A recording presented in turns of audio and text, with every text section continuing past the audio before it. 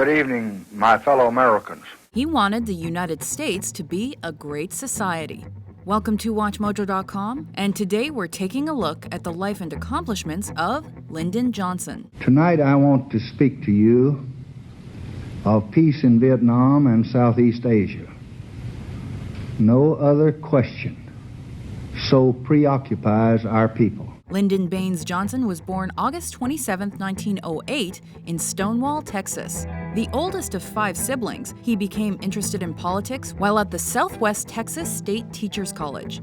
There, he also developed his persuasion skills during campus debates and forged a relationship with the Mexican-American community by teaching impoverished students. You never forget what poverty and hatred can do when you see its scars on the hopeful face of a young child.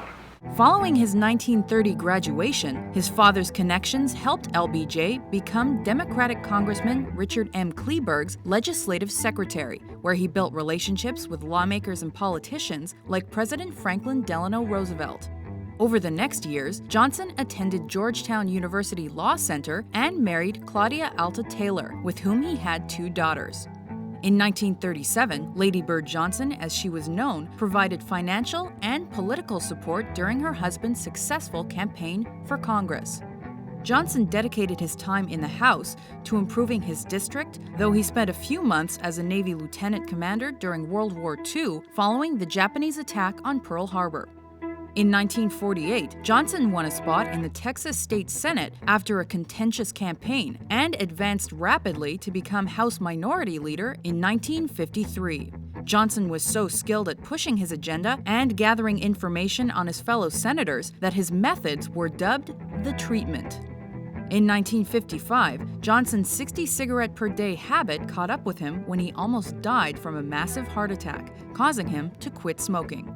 LBJ continued following his political ambitions in 1960 by canvassing for the Democratic presidential candidacy. Though he lost to John F. Kennedy, he did become his running mate. Later that year, Johnson helped win over the South when the JFK-LBJ ticket defeated Dwight Eisenhower in the election.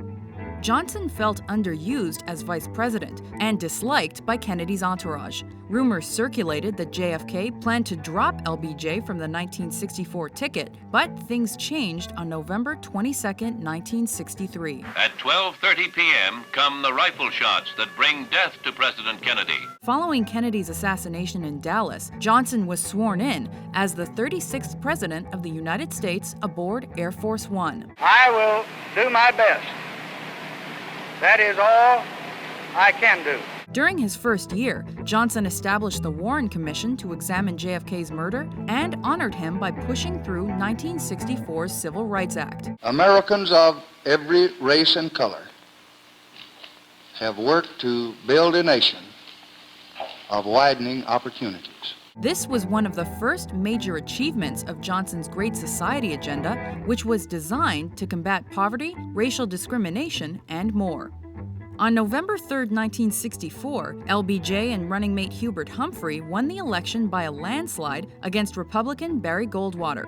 Johnson's Great Society programs continued with 1965's Voting Rights Act. It is wrong, deadly wrong, to deny any of your fellow Americans the right to vote in this country. He focused much of his mandate on solving poverty through education, by giving public education access to federal funding, for example.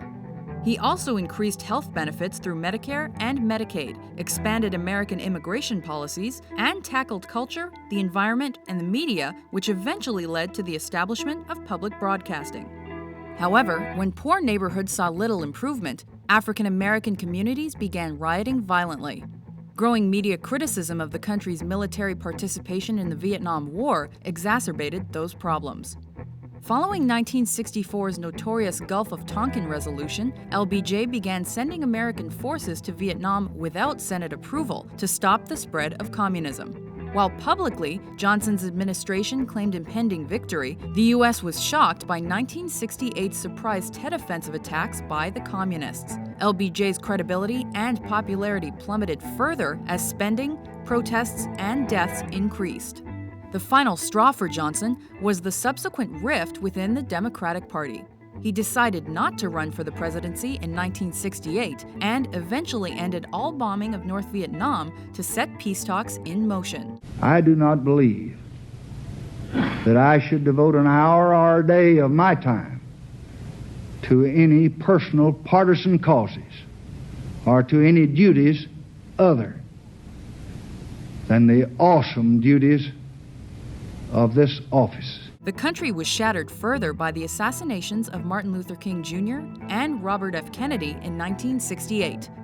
In a political realignment, the public chose Republican Richard Nixon as president later that year.